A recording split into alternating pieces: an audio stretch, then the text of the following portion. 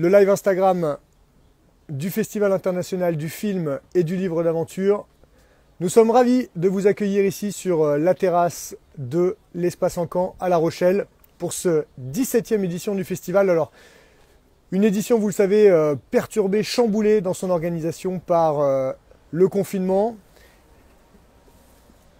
mais qui a su rebondir avec cette formule en live que nous avons mis en place. Vous avez peut-être déjà découvert les films hier sur le live depuis le site internet. Ça s'affaire autour de moi, autour des réglages. Je n'y comprends absolument rien à Instagram, je dois être tout à fait honnête avec vous.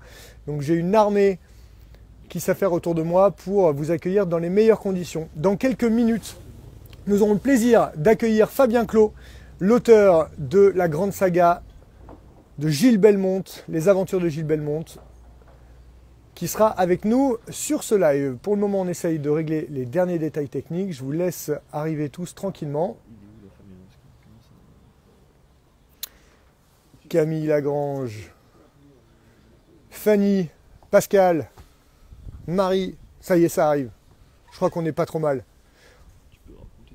Le temps pour nous d'accueillir Fabien sur le live. On est en train de l'inviter. Le temps que Fabien nous rejoigne, j'en profite pour vous rappeler les prochains rendez-vous de cet après-midi. On est ensemble pour 20 minutes, une demi-heure autour de la présentation de la saga de Gilles Belmont avec Fabien Clos. Ensuite, à 15h30, ce sera Stéphane Frémont, le président de l'association du festival, que vous retrouverez avec Cédric Gras qui était président du jury l'année dernière et qui, avec Stéphane, vous présentera son dernier livre, Les alpinistes de Staline. Ce sera tout à l'heure à 15h30. Et puis du côté de la chaîne du festival, accessible depuis maintenant, vous savez, si vous étiez avec nous hier, vous avez un lien accessible depuis la page du festival. Vous avez le live, ce sera à partir de 17h10. Aujourd'hui, on a joué hier, on continue toute la journée. Aujourd'hui, c'est jeudi, vous êtes au travail pour certains. Donc ce sera à partir de 17h10 avec la projection de On Board the Transcontinental Race, une grande épopée à vélo à travers toute l'Europe, un film incroyable pour ceux qui aiment le vélo, mais pas que.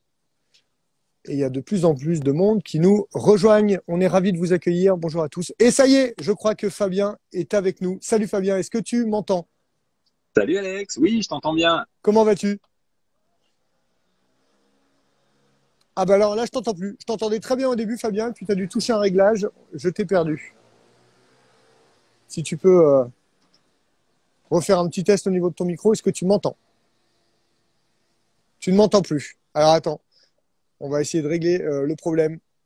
Je n'entends plus Fabien, qui était avec nous tout à l'heure. Je l'ai entendu très bien au début, et puis ensuite, ça a coupé. Je n'ai pourtant pas touché à mon micro. Bon, on va réessayer. Ah, on a perdu Fabien. Bon, alors pour la connexion n'est pas terrible avec Fabien. Fabien Clos est parti. Bon, eh ben, on va le retrouver d'ici quelques minutes. Donc, je continue sur la programmation. Donc, 17h10, je vous le disais à l'instant, sur la chaîne du festival On Board the Transcontinental Race. Et ensuite, aux alentours de 19h15, ce sera The Last Mountain, les Polonais au K2 en hiver, à ne pas rater. Est-ce qu'on a retrouvé Fabien? Salut Alex. Salut Fabien, comment tu vas?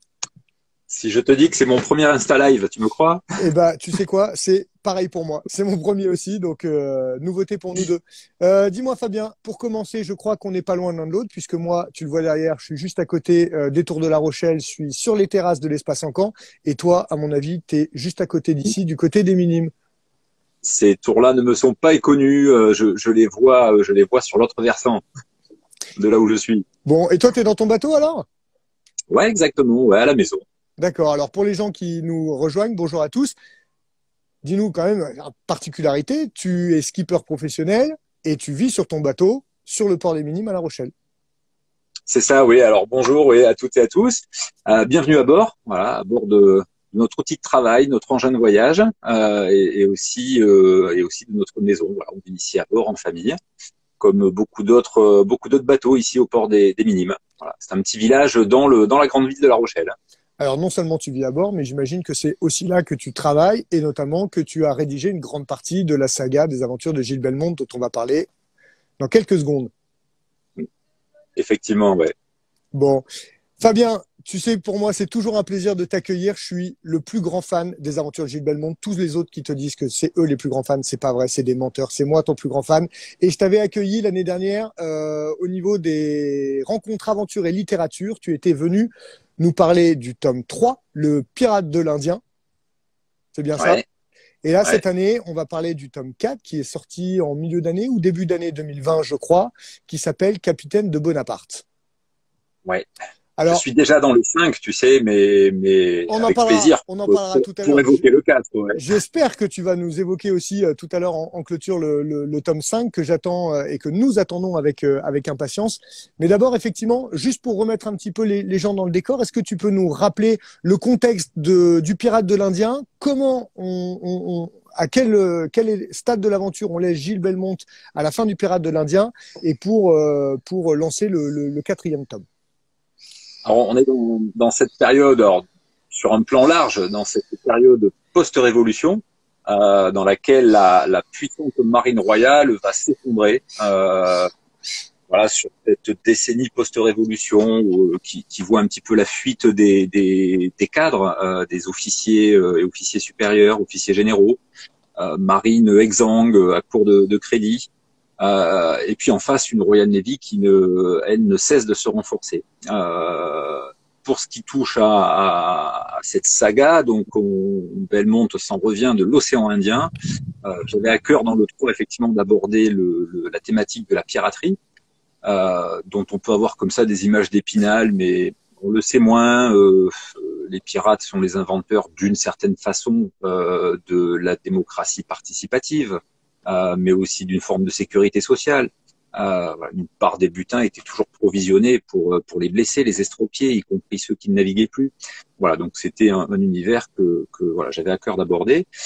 Là, on est à l'entame de la paix d'Amiens, 1802. Voilà, après quasiment 10 ans de guerre ininterrompue, c'est le début de cette paix, hélas éphémère, qu'acceptent enfin de signer les Anglais. Et on est aussi, du point de vue de notre marine, au début d'un véritable effort de reconstruction. Voilà, c'est un petit peu la renaissance de la marine à cette époque-là encore républicaine, très bientôt impériale.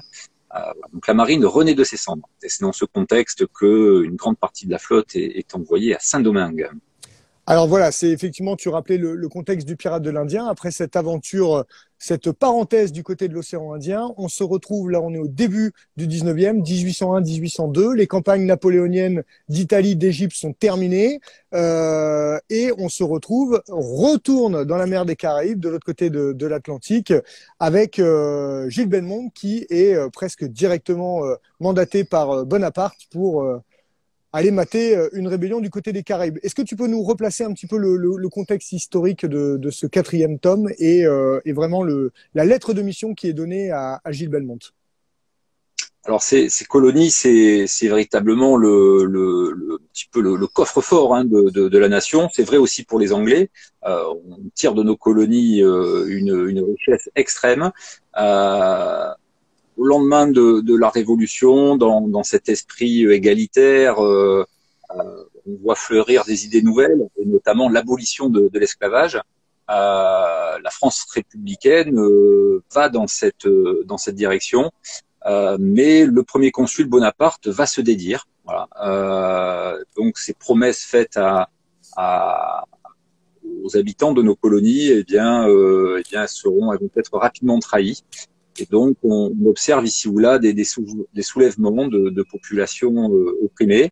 C'est le cas à Saint-Domingue, avec l'aventure menée par Toussaint Louverture, voilà, qui s'autoproclame gouverneur et qui décide bien qu'il n'a plus besoin de la France pour développer son île.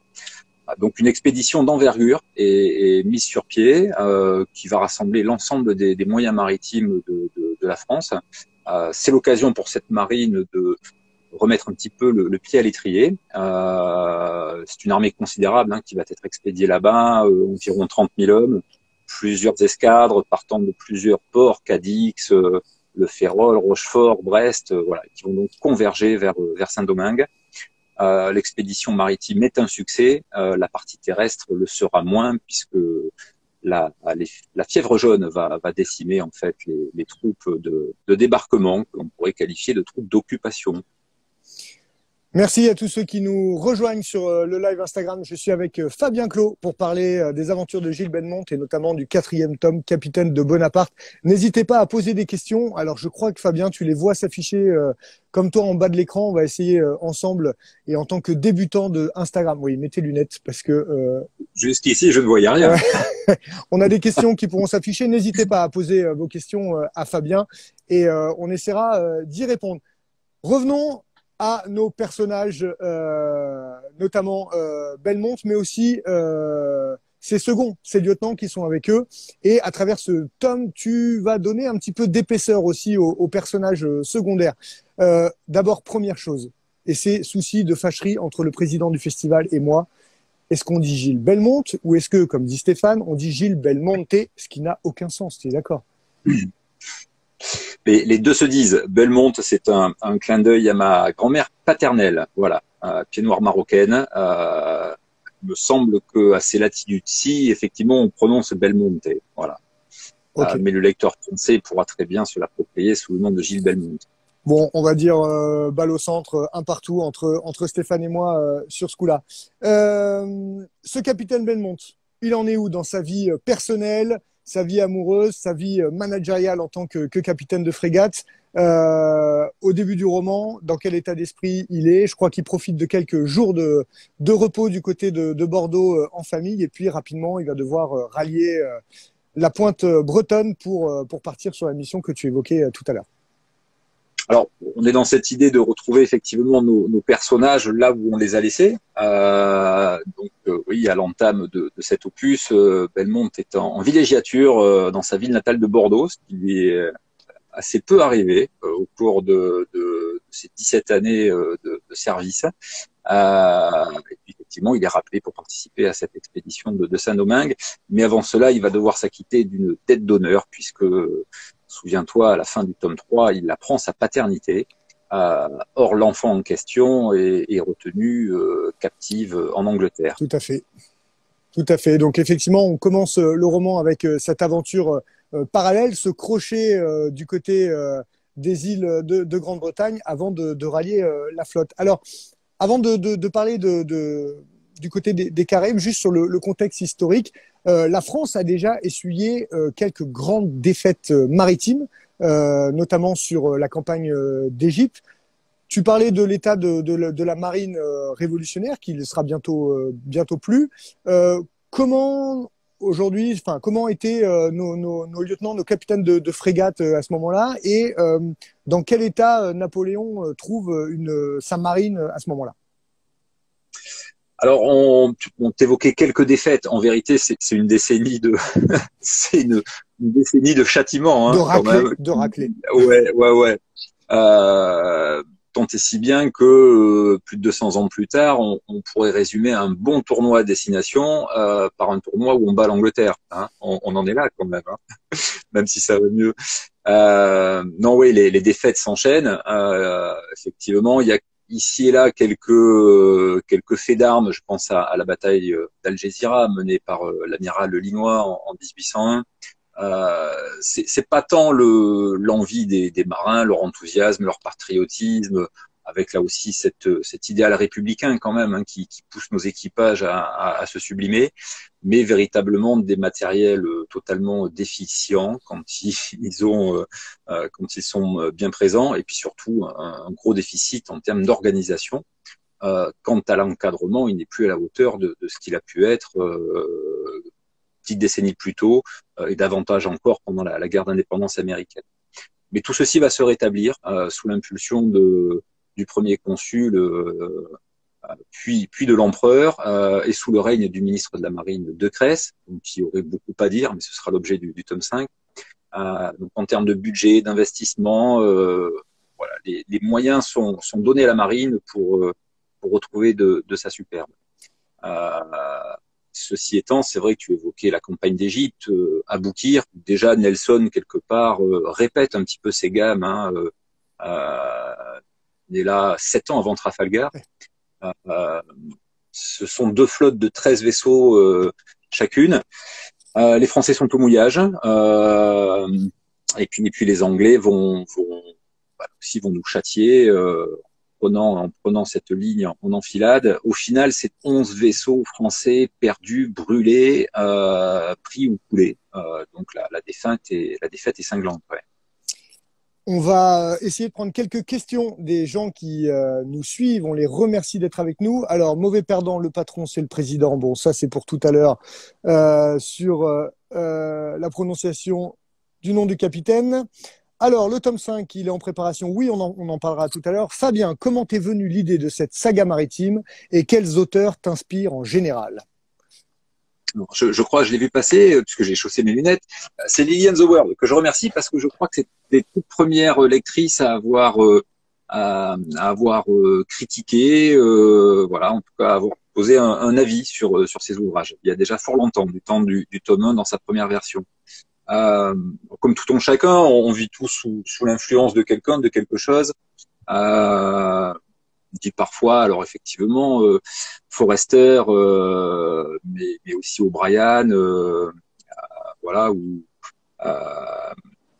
tout ce qui est Hornblower, Bolito, Jack Aubrey, voilà, je me suis emparé, j'ai dévoré ces ouvrages, lu, relu, re-relu.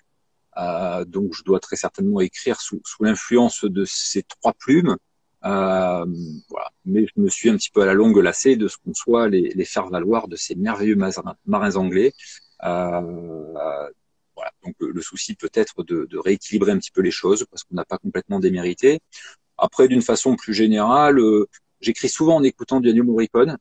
J'aime beaucoup tout ce qui est voilà, tout ce qui peut être la trilogie là des Sergio Leone, voilà, mais ce qui relève aussi des Indiana Jones, par exemple, La Grande Vadrouille m'inspire pour écrire les aventures de Gilbert, donc La Folie des Grandeurs, voilà, ce genre d'épisode où se succèdent comme ça des rebondissements.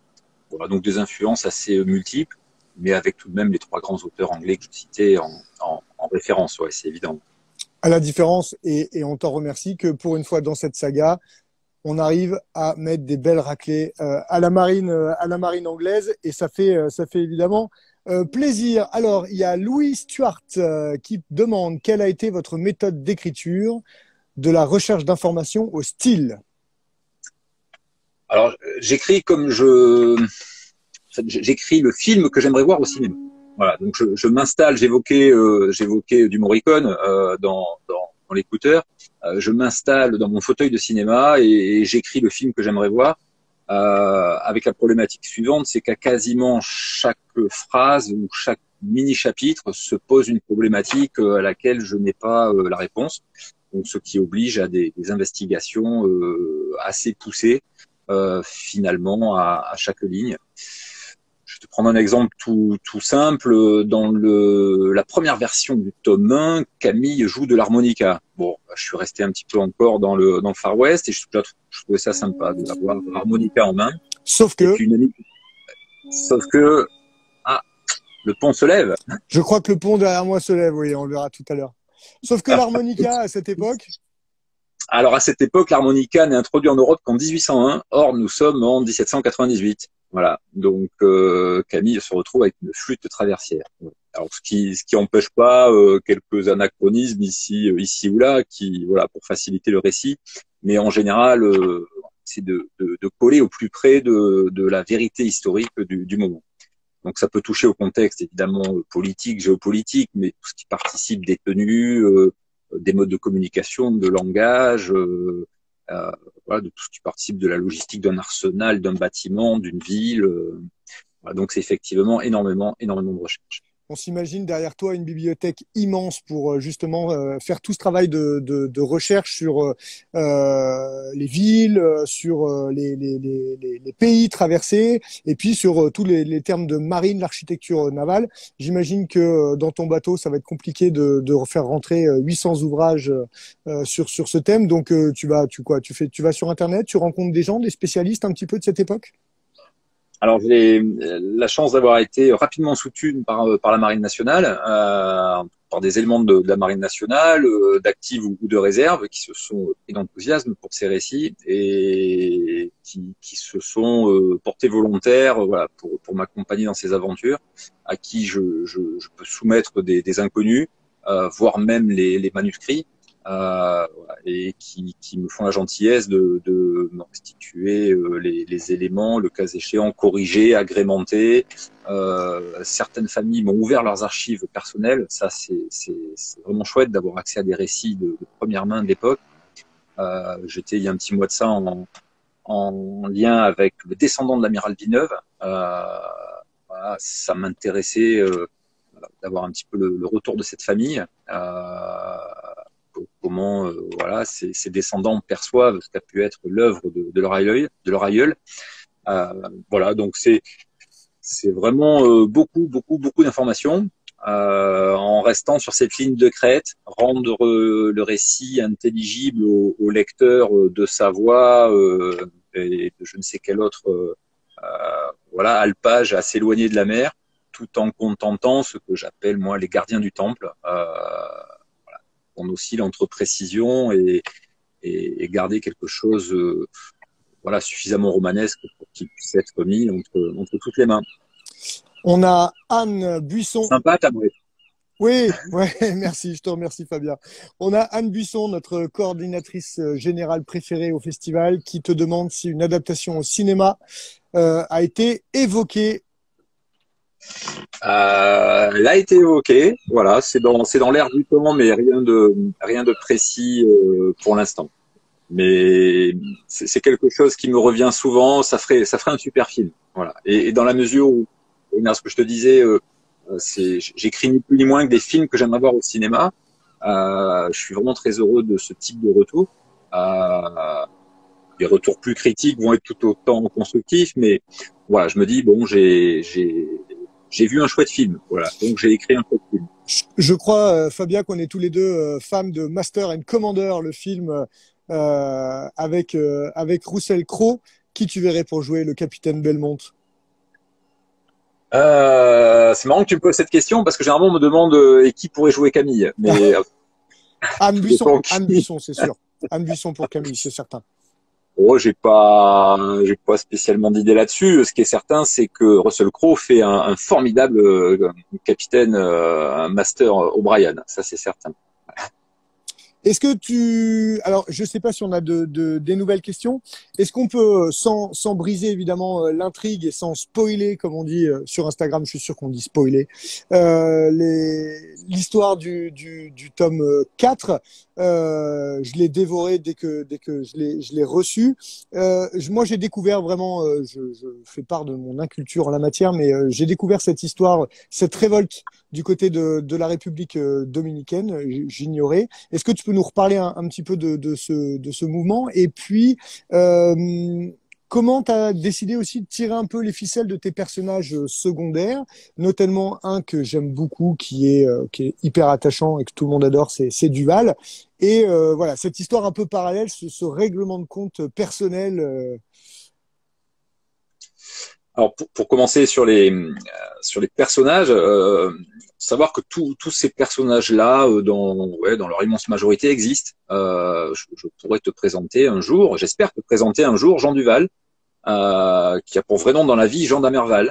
Voilà, donc il existe bel et bien. Il vit aujourd'hui aux Antilles sur son voilier. Il a subi 2 cyclones, dont Irma.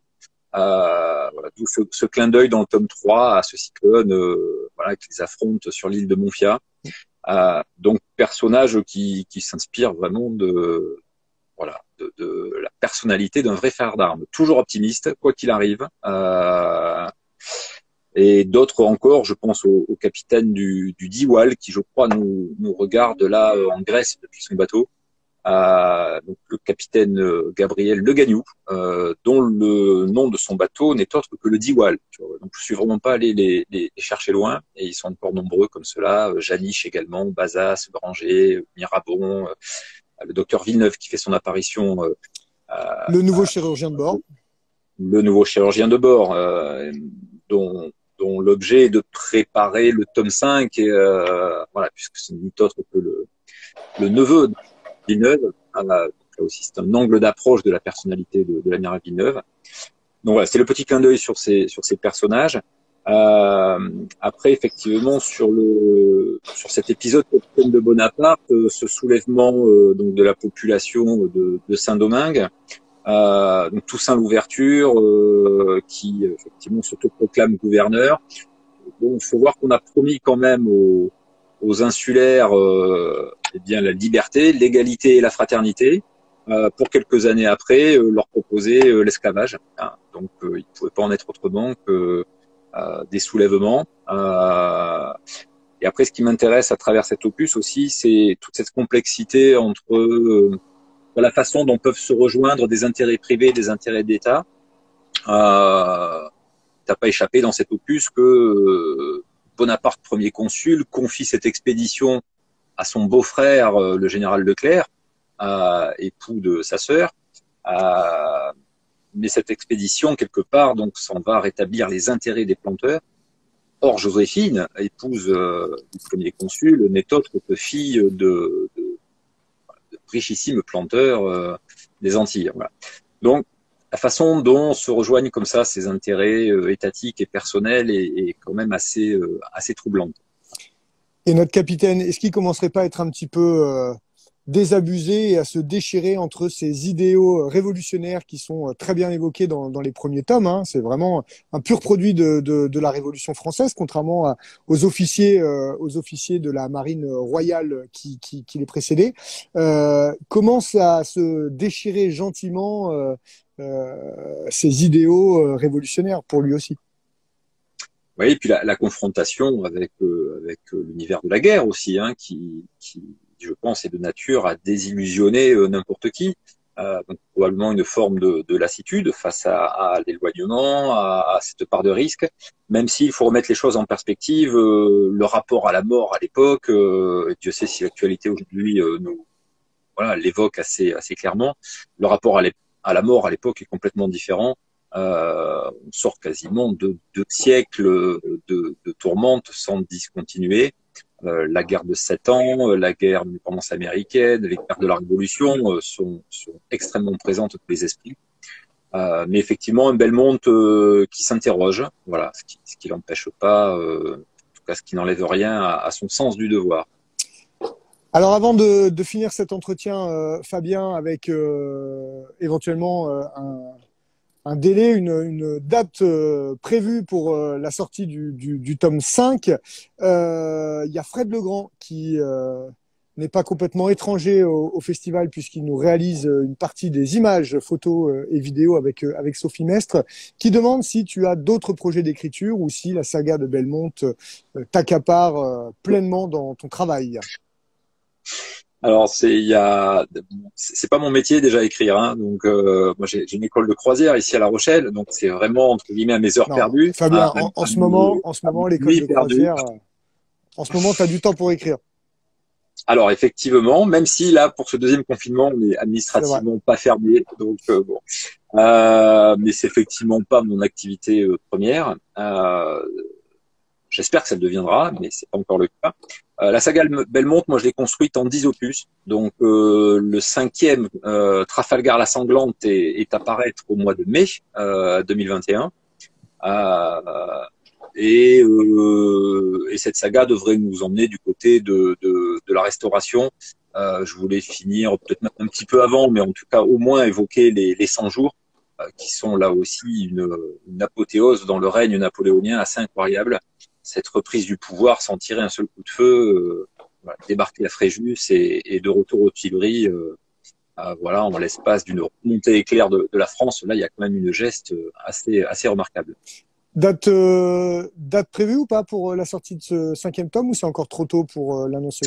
Mois de mai 2021, ouais. Bon, va falloir être encore un petit peu patient. En attendant, merci à tous ceux qui nous ont... Ce sera le plus fouillé historiquement, le 5, parce que Trafalgar, c'est vraiment un très très gros morceau. Et ce qui m'intéresse dans cet opus, c'est pas tant d'écrire 400 pages sur la bataille en elle-même, mais de retracer les 2 années qui précèdent cette cinglante défaite, étant entendu que la déroute en question était loin d'être écrite par avance. voilà, la somme de grains de sel, de sable qui sont venus enrayer, gripper la machine pour conduire à ce résultat, au résultat qu'on sait tous aujourd'hui, est absolument édifiante. Voilà, donc c'est tout ceci qui m'intéresse d'évoquer.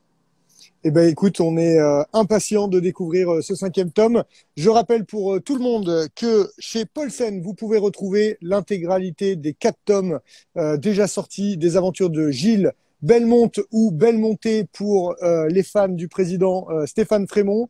Pour les 3 couleurs, le premier, le trésor des Américains, le second, le pirate de l'Indien que vous voyez à l'envers, c'est les joies de Instagram, j'imagine. Et puis le 4e qu'on a évoqué ensemble aujourd'hui, Capitaine de Bonaparte de Fabien Clos chez Paulsen. Merci à tous, Fabien, merci beaucoup. J'espère que la prochaine fois, on aura le plaisir de se retrouver en vrai et de finir cet échange autour d'une bonne bière.